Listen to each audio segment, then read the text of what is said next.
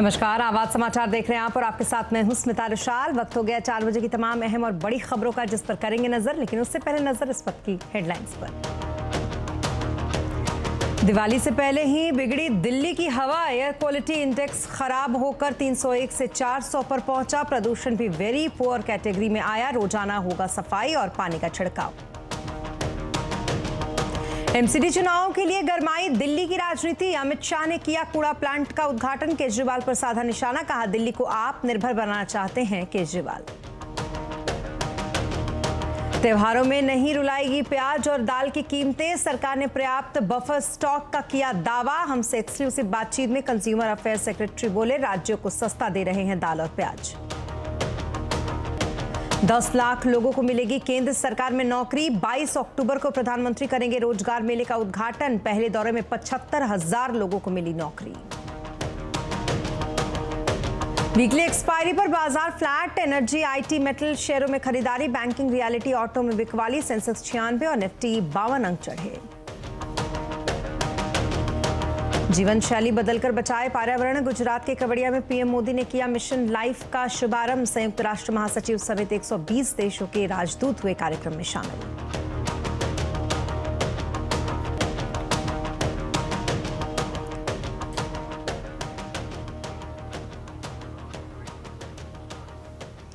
और खबरों की शुरुआत राजधानी दिल्ली से करेंगे, जहां की हवा दिवाली से पहले ही खराब हो गई है। एयर क्वालिटी इंडेक्स जो 50 होना चाहिए वो अब 301 से 400 के बीच पहुंच गया है। प्रदूषण का स्तर वेरी पुअर कैटेगरी में आ चुका है। दिल्ली सरकार ने GRAP यानी कि ग्रेडेड रिस्पॉन्स एक्शन प्लान को लागू कर दिया है। दिल्ली की बिगड़ी हवा पर बात करने के लिए हमारे साथ है हमारे सहयोगी रोहन सिंह, जिनसे बातचीत करेंगे। रोहन, बताइए क्या कुछ अपडेट है इस वक्त आपके पास दिल्ली की हवा की? जी, अभी दिवाली में थोड़ा समय बचा है और जो सरकार का अनुमान था कि दिवाली से पहले वाले दिन या दिवाली वाले दिन जो दिल्ली की हवा है वो बहुत ख़राब की श्रेणी में आ जाएगी, वो आज ही 2-3 दिन पहले ही हो चुका है। और अभी से थोड़ी देर पहले अगर दिल्ली का जो एयर क्वालिटी इंडेक्स है, औसत एयर क्वालिटी इंडेक्स की अगर बात करें तो लगभग 321 के लगभग था, जो कि बहुत ख़राब की श्रेणी में आता है। और जो एडवाइजरी जारी की है सरकार की तरफ से वो ये है कि इस वक्त जो है अब लोगों को सावधानी बरतनी चाहिए। अगर ज़रूरत पड़े तो मास्क का इस्तेमाल करना चाहिए, ये एडवाइजरी उसके साथ है। और जो लोग एस्थमेटिक हैं या जिनको सांस संबंधी जो दिक्कतें हैं उनको एडवाइजरी दी गई है कि वो घर से ना निकलें या बाहर एक्सरसाइज इस वक्त ना करें। इसमें बता दूं कि पिछले साल के मुकाबले अगर आप कंपेयर करें तो पराली जलाने की जो घटनाएं हैं वो थोड़ी कम ज़रूर हुई हैं और प्रदूषण का लेवल पिछले साल के मुकाबले थोड़ा सा 20% के लगभग कम है, लेकिन अभी भी ये बहुत ख़राब की श्रेणी में है। और अगले 3 दिन बहुत ज़्यादा मुश्किल होने वाले हैं। ये जो अनुमान लगाया गया है CPCB central pollution control board की तरफ से, ये है कि अगले 3 दिन हवा लगातार खराब होती रहेगी। और दिवाली के दिन किस तरह का, हालांकि क्रैकर्स पे बैन है, तमाम तरह की कोशिशें की गई हैं और यहाँ तक कि जो graded action response action plan है वो भी आज से लागू हो गया है। उसमें 3-4 चीज़ें सरकार ने की है। सबसे पहले तो वो लगातार वो पानी का छिड़काव करते रहेंगे। इसके अलावा जो तंदूर में खाना अलग अलग रेस्टोरेंट में बनता था वो अब नहीं लागू होगा। जो पार्किंग की जो फीस है वो बढ़ा दी गई है ताकि व्हीकल का जो मूवमेंट है वो थोड़ा सा कम हो। इसके अलावा जो CNG या फिर जो मेट्रो की जो फ्रीक्वेंसी है उसको बढ़ाई गई है। लेकिन इस सब के बावजूद अभी से ही हवा खराब होनी शुरू हो गई है और अगले 3-4 दिन देखना पड़ेगा कि किस तरीके से, क्योंकि दिवाली का दिन काफ़ी महत्वपूर्ण है। उसके अगले दिन जो है हमेशा हर साल देखने को मिला है कि एक स्मॉग की चादर देखने को मिलती है। तो इस बार ये जो कदम उठाए गए हैं कितने प्रभावी होते हैं ये दिवाली को हमें देखना पड़ेगा। जी, बहुत शुक्रिया तमाम डिटेल्स के लिए आपका रोहन। तो कुल मिलाकर दिवाली से पहले ही दिल्ली की हवा फिलहाल खराब हो चुकी है और उधर दिल्ली में पटाखों पर फुल बैन को लेकर राजनीति तेज हो गई है। दिल्ली सरकार ने वायु प्रदूषण को कम करने के लिए पटाखों पर प्रतिबंध लगाया हुआ है और इसे लेकर आम आदमी पार्टी और बीजेपी आमने सामने आ गए हैं। दिल्ली सरकार ने आदेश का उल्लंघन करने वालों पर कार्रवाई करने की बात कही है। इस बीच बीजेपी ने दिल्ली के मुख्यमंत्री अरविंद केजरीवाल पर पटाखों पर लगे प्रतिबंध को लेकर हमला बोला। बीजेपी ने पटाखों पर बैन को हिंदू विरोधी बताया है। मैं पूछना चाहता हूं दिल्ली सरकार से, मैं पूछना चाहता हूं अरविंद केजरीवाल साहब से, क्या हिंदुओं के त्योहार दिवाली पर ही सब कुछ ऐसा होगा? और आज जब आपके मंत्री, खुद के मंत्री पटाखे जला रहे हैं, उससे क्या ऑक्सीजन निकल रहा है? उससे प्रदूषण तो हो नहीं रहा होगा, क्योंकि वो तो आपके पटाखे हैं, आम आदमी पार्टी के द्वारा फोड़े गए पटाखे हैं, इसलिए उनसे प्रदूषण नहीं निकलेगा। सवाल इस चीज का है, पराली से जो पंजाब से जो धुआं निकल रहा है उसकी वजह से आज दिल्ली के अंदर जो प्रदूषण हो रहा है और आपकी नाकामियों का नतीजा दिल्ली के हिंदू क्यों भुगते? दिल्ली के अंदर जो लोग आदेश का उल्लंघन करते हुए उत्पादन, भंडारण और बिक्री में संलग्न पाए जाएंगे, उनके खिलाफ सेक्शन 9B एक्सक्लूसिव एक्ट के तहत कार्रवाई होगी, जिसके तहत 5,000 रुपए तक का जुर्माना और 3 साल तक की सजा होती है। और त्योहारी सीजन में दाल और प्याज के दाम ना बढ़े, इसके लिए सरकार ने कमर कस ली है। सरकार राज्यों को सस्ते में दाल प्याज उपलब्ध करा रही है। कंज्यूमर अफेयर्स सचिव से बात की हमारे संवाददाता असीम मनचंदा ने, आप भी सुने। हमारे साथ इस वक्त कंज्यूमर अफेयर सेक्रेटरी सर, इस बार क्या दाल के दाम नहीं बढ़ेंगे? आप पूरी तरह से चौकस हैं? इस बार त्योहारी सीज़न जो चल रहा है उसमें दाल के दाम नहीं बढ़ेंगे, क्योंकि सरकार ने सारी व्यवस्था कर रखी है, और चाहे इंपोर्ट के माध्यम से हो, चाहे बफर स्टॉक के माध्यम से हो। इनफैक्ट सभी दालों को मिलाकर लगभग 43 लाख टन का बफर हमारे पास उपलब्ध है। तो इस बार दालों की कीमतों पर कोई प्रतिकूल असर नहीं पड़ेगा। और राज्यों को भी आप सस्ते में उपलब्ध करा रहे हैं दालें, तो किस प्राइस पर दी जा रही हैं दालें? तो जो इस संदर्भ में कैबिनेट का निर्णय हुआ है कि जो चने की दाल है उसको जो इशू प्राइस है उससे 8 रुपये कम पे राज्यों को उनकी सरकारी योजनाओं में और मिड डे मील स्कीम इत्यादि में उपलब्ध कराया जाएगा। उसकी प्रति सप्ताह वो मीटिंग होती है और मॉनिटरिंग होती है। तो उसमें से लगभग 88,000 टन निकल चुका है, और चूँकि ये मंथली कंजम्पशन होता है तो इसलिए प्याज भी आपने 2.5 लाख टन का बफर स्टॉक बनाया हुआ, तो प्याज के दाम भी नहीं बढ़ेंगे? आप टाइम पे उसको रिलीज करते रहेंगे? और किस प्राइस पर रिलीज हो रहा है? तो प्याज के दाम नहीं बढ़ेंगे, क्योंकि हमने नाफेड के माध्यम से इस वर्ष 2.5 लाख टन प्याज बफर में है हमारे पास। उसमें से लगभग 55,000 टन जिस जगह पे कीमतें बढ़ी हुई थी उनको रिलीज़ किया हुआ है, और जैसे जैसे आवश्यकता होगी उसको अगले 2-3 माह में रिलीज़ करेंगे। तब तक खरीफ की नई प्याज उपलब्ध हो जाएगी। और देश में नई नौकरियों की बहार आने वाली है, खास तौर पर सरकारी नौकरियां। 22 अक्टूबर को प्रधानमंत्री नरेंद्र मोदी रोजगार मेले का उद्घाटन करेंगे, जिसमें 10 लाख सरकारी नौकरियां देने की योजना है। इस खबर पर ज्यादा जानकारी के लिए बात करेंगे आवाज के economy policy editor Lakshman Roy ji से। लक्ष्मण जी, सरकारी नौकरी के लिए मेला लगने वाला है, क्या कुछ डिटेल्स हैं आपके पास?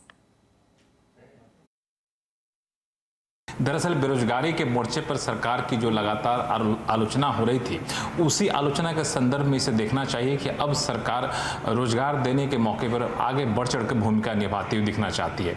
यही वजह कि प्रधानमंत्री की तरफ से सख्त निर्देश दिए गए थे सभी मंत्रालयों को कि जहां जहां खाली पद है उनको जल्द से जल्द भरा जाए, और इसी तरफ अब कदम बढ़ाते हुए सरकार ने 10 लाख नए लोगों को नौकरी देने का फैसला लिया है। ये 10 लाख जो नई नौकरियां दी जाएंगी, इसकी शुरुआत 22 अक्टूबर से होगी, और 22 अक्टूबर को प्रधानमंत्री खुद इसके लिए रोजगार मेला का उद्घाटन करेंगे। और पहले चरण में 75,000 नए नौकरियां दी जाएंगी, उसके बाद अलग अलग चरणों में ये नौकरी दी जाएगी। ये नौकरी अलग अलग विभागों को मिलाकर ये कुल 38 विभाग हैं केंद्र सरकार को, उनमें नौकरी दी जाएगी। ये group A, group B, group C जैसे पदों के लिए नौकरी होगी। गजेटेड कुछ नौकरी होंगी, कुछ नॉन गजेटेड नौकरी होंगी, कुछ आर्म फोर्स के जो सैनिक होंगे उनके लिए होगी नौकरी, कुछ रेलवे डिपार्टमेंट के लिए नौकरी होगी। और इतना ही नहीं, सभी जितने भी भर्ती करने वाली एजेंसियां हैं, चाहे एसएससी हो, रेलवे रिक्रूटमेंट बोर्ड हो या दूसरी ऐसी एजेंसी हो, उनको भी कहा गया है कि बहुत तेजी से आगे बढ़े खाली पदों को भरने के लिए। तो इसकी शुरुआत जो है ये 22 अक्टूबर को होगी, जिसमें जैसा कि मैंने बताया 75,000 नई नौकरी देकर के प्रधानमंत्री इस रोजगार मेले का उद्घाटन करेंगे। और अब बात करेंगे मार्केट की। वीकली एक्सपायरी के दिन बाजार में दायरे में कारोबार रहा। सेंसेक्स 96 पॉइंट चढ़कर 59,203 पर और निफ्टी 52 पॉइंट चढ़कर 17,564 पर बंद हुआ। तो वही मिड कैप और स्मॉल कैप शेयरों में काफी दबाव रहा। बाजार का पूरा एक्शन समझते हैं सुमित से। सुमित, बताइए क्या कुछ रहा बाजार का एक्शन, किन शेयरों में आज उठापटक देखने को मिली? देखिए, एक्सपायरी का दिन था तो उतार चढ़ाव थोड़ा सा इंडेक्स में एक्सपेक्ट किया ही जा रहा था, तो वो आज पूरे दिन रहा भी।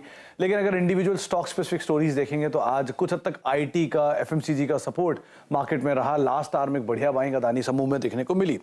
यूपीएल 5.5% की जोरदार तेजी डीआई के आसपास बंद हुआ। अदानी एंटरप्राइज 3.5%, बीपीसीएल करीब 2% और एचसीएल टेक रफली 2% के आसपास की तेजी यहां आते हुए दिखाई पड़ी। मिड कैप लूजर्स के तौर पे आज निफ्टी लूजर तौर पे इंडसइंड बैंक नंबर्स के बाद करीब 5%, एशियन पेंट नंबर के बाद 2%, अपोलो हॉस्पिटल न्यूज फ्लो के बीच में और अल्ट्राटेक करीब 1.5% के आसपास की बिकवाली यहां आते हुए दिखाई पड़ी। मिड कैप गेनर्स में केनरा बैंक करीब 4% चढ़ा। इमामी 3% के आसपास का उछाल यहां रहा। ऑयल इंडिया 3% ऊपर और इंडियन बैंक रफली 2.5% के आसपास की तेजी यहां बनते हुए दिखाई पड़ी। मिड कैप में डिलीवरी नंबर्स के बाद इन्होंने Q2 का अपडेट दिया, उसके बाद 15% टूटा।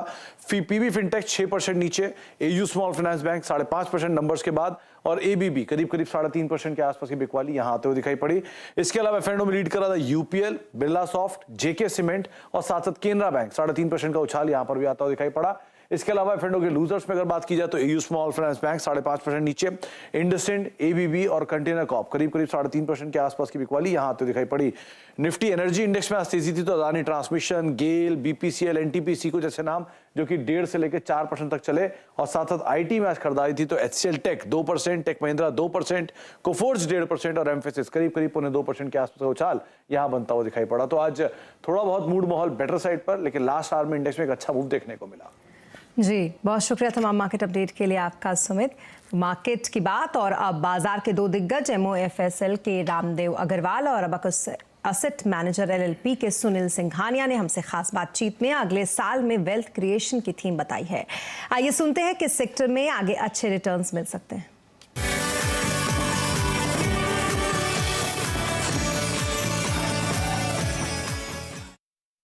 हम लोगों को पैसा आ रहा होगा, म्यूचुअल फंड का पैसा आ रहा होगा। नहीं, अच्छा, वहाँ उधर आता है पैसा, वहाँ तो पैसा आते ही सब उड़ जाता है, पूरा सब हम खरीद डालते हैं। क्या खरीद रहे हैं? दिवाली शॉपिंग कर रहे होंगे आप लोग, क्या किस टाइप की शेयर या सेक्टर क्या खरीद रहे हैं आप? अभी क्या खरीद रहे हैं? अभी देखिए, एक तो क्या है फिनेंशियल्स में, अभी क्या है क्रेडिट साइकिल बहुत दिन के बाद टर्न हुआ है।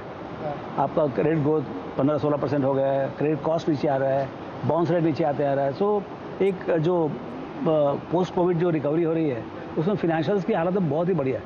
मेरे ख्याल से लास्ट 15-20 साल 15-17 साल में भी मुझे नहीं लगता कि फिनेंशियल सेक्टर का इतना अच्छा टाइम रहा हो। मुझे लगता है इट इज़ लेंडर्स मार्केट। तो और ये साइकिल जो है 6 महीने 8 महीने की नहीं होती है, ये चलेगा, मतलब रुकेगा थोड़ा बहुत, बट ये 3-4 साल का है। आईटी नहीं खरीदा, इतना सस्ता हो गया है, बड़ा लोग बताते हैं। नॉर्मली जो लोग शॉपिंग करते हैं वो सेल के टाइम पे करते हैं। सेल जब भी लगता है तब करते हैं। शेयर बाजार एक ही समय ऐसा है जब भी सेल लगता है ना, तभी किसी को शॉपिंग नहीं करनी है। आई थिंक हमें when you create a portfolio, आपको एक डाइवर्सिफाइड पोर्टफोलियो रखना पड़ेगा, बिकॉज साइकिल जैसे मैंने कहा बहुत शॉर्ट हो गई है। पहले जो चीज़ 2-3 साल में होती थी, आजकल बाजार में वो 2-3 महीने में ही हो जाती है। कभी पहले डिफेंस का माहौल हुआ, ऑटो का माहौल हुआ, फिर बैंकिंग का माहौल, अभी और कोई माहौल होगा। बट आप पोर्टफोलियो आपका बार बार चर्न नहीं कर सकते हो सक्सेसफुली। आपको कोई एक ट्रेंड मिल जाएगा, एक ट्रेंड में आप गलत हो जाओगे। तो हमारे हिसाब से IT still looks pretty good, result अच्छे आए हैं। यहाँ थोड़े जो इंटरनेशनल सेक्टर है, पूरा एक्सपोर्ट ओरिएंटेड सेक्टर है, वहाँ थोड़ा सा स्लो डाउन होगा, लेकिन जितना वॉल्यूम में स्लो डाउन होगा उससे ज़्यादा आपको करेंसी में फ़ायदा हो जाएगा। तो IT continues to be a good sector, जहाँ पे इंडिया इज़ ग्लोबल लीडर और ग्लोबल कॉम्पिटिटिव है। I think pharma is becoming very interesting. Pharma में वही हुआ, 1-1.5 साल तक कुछ नहीं हुआ है सेक्टर में। डी स्टॉकिंग हुआ काफ़ी, हम बाहर नहीं निकल रहे थे, हम बाहर खाना नहीं खा रहे थे तो बीमार नहीं पड़ रहे थे, हम हाथ 4 बार धो रहे थे। तो तो I think the consumption of non Covid medicine went down dramatically, और डी स्टॉकिंग भी हुआ। आई थिंक अब वो फिर से आ रहा है। Again it's a good sector from an export perspective, because currency का आपको टेलविंड है। आई थिंक वो सेक्टर भी थोड़ा सा नॉन कंसेंसस है, वो देखना चाहिए। और इंडिया में ग्रोथ हो रही है।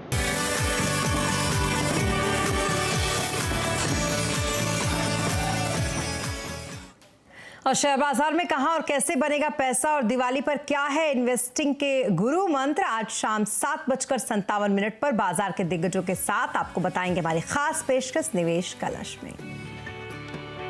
और आज शाम मार्केट गुरु शंकर शर्मा से एक्सक्लूसिव बातचीत आप देख सकते हैं शाम 7:27 पर।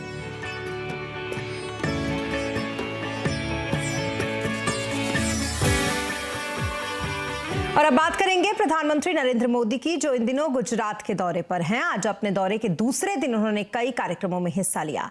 आज पीएम मोदी सबसे पहले केवड़िया पहुंचे, जहां पर उन्होंने लाइफस्टाइल फॉर एनवायरनमेंट मिशन का शुभारंभ किया। इस मौके पर संयुक्त राष्ट्र महासचिव एंटोनियो गुटेरेस भी मौजूद थे।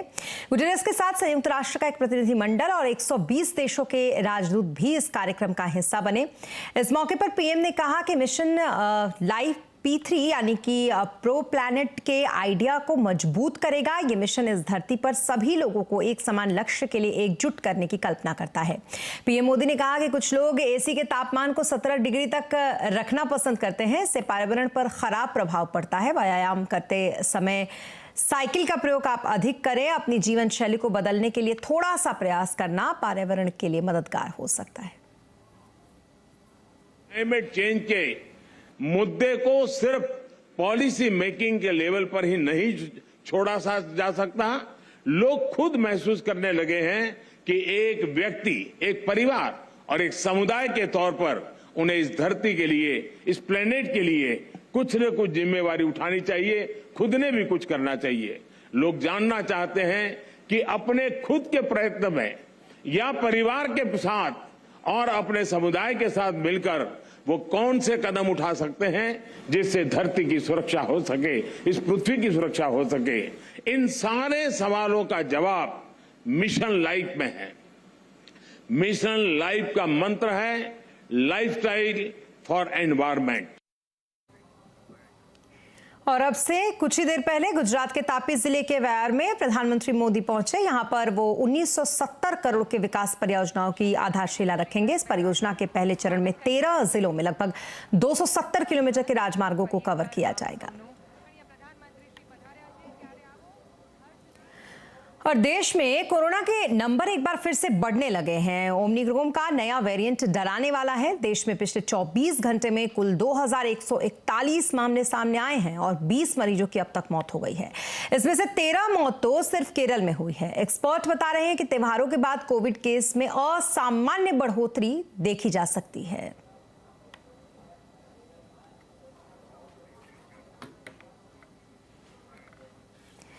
और दिवाली शॉपिंग को लेकर कैसी है बाजारों में हलचल, दिखाएंगे आपको पूरी तस्वीर ब्रेक के बाद। और ब्रेक के बाद एक बार फिर आपका स्वागत है। कोरोना के बाद इस बार दिवाली पर रौनक दिख रही है। बाजार में काफी शॉपिंग हो रही है। दिल्ली के सदर बाजार से देखिए दीपाली नंदा की रिपोर्ट।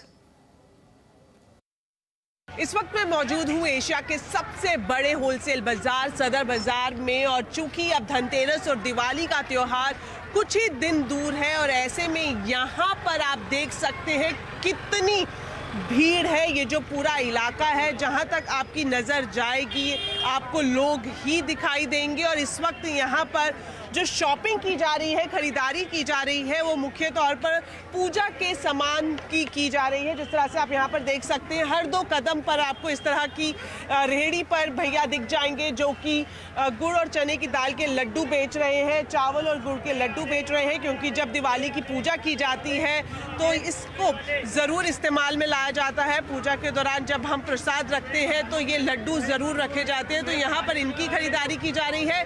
साथ ही साथ जो पूजा का सामान है, जिसमें मुख्य तौर पर इस तरह की हट्टी शामिल होती है। आप देख सकते हैं यहाँ पर आपको हर एक साइज की हट्टी दिखाई देगी, जिसमें लक्ष्मी गणेश की मूर्ति भी लगाई गई है और काफ़ी अच्छे तरीके से इसे सजाया गया है। ऊपर इस तरह के दिए लगाए गए हैं। अगर आपको छोटी हट्टी चाहिए तो आप ये ले सकते हैं, अगर आपको बड़ी चाहिए तो आप इस तरह की साइज की हट्टी ले सकते हैं। साथ ही साथ जो मिट्टी के दिए हैं, इस बार इनकी मांग भी काफ़ी ज़्यादा दिखाई दे रही है क्योंकि चाइनीज़ आइटम्स का बहिष्कार किया जा रहा है। यही वजह है जो मिट्टी के दिए हैं, इस तरह से आप देख सकते हैं खूबसूरत दिए, इनकी मांग अच्छी खासी दिखाई दे रही है। और एक और बात, क्योंकि दिवाली का मौका है तो हर कोई अपने घर को सजाता है, तो घर की सजावट से जुड़े हुए सामानों की शॉपिंग भी यहाँ पर की जा रही है। तो एक बार किस तरह का नज़ारा है मैं अपने कैमरा पर्सन को कहूँगी वो दिखाएं। आप देख सकते हैं तस्वीरों में कि यहाँ पर कितनी भीड़ है, पाँव रखने तक की जगह यहाँ पर नहीं दिखाई दे रही है। और अब चूंकि अगर हम शनिवार और इतवार की बात करें तो यहाँ के कारोबारियों का कहना है कि ये भीड़, ये जो यहाँ पे क्राउड है, फुटफॉल है, वो दुगनी होने की उम्मीद है। तो कुल मिलाकर इस बार अच्छी खासी खरीदारी बाजारों में देखने को मिल रही है। और दिवाली पर जमकर दावतें उड़ाई जाएंगी, लेकिन अगर आप कुछ बातों का ध्यान रखेंगे तो दावत भी होगी और सेहत भी रहेगी सुरक्षित। देखिए हमारा खास कार्यक्रम दिवाली स्वाद वाली शाम 5:57 पर। और इसी के साथ इस बुलेटिन में फिलहाल इतना ही, लेकिन खबरों पर लगातार अपडेट के लिए आप बने रहें CNBC आवाज के साथ। नमस्कार।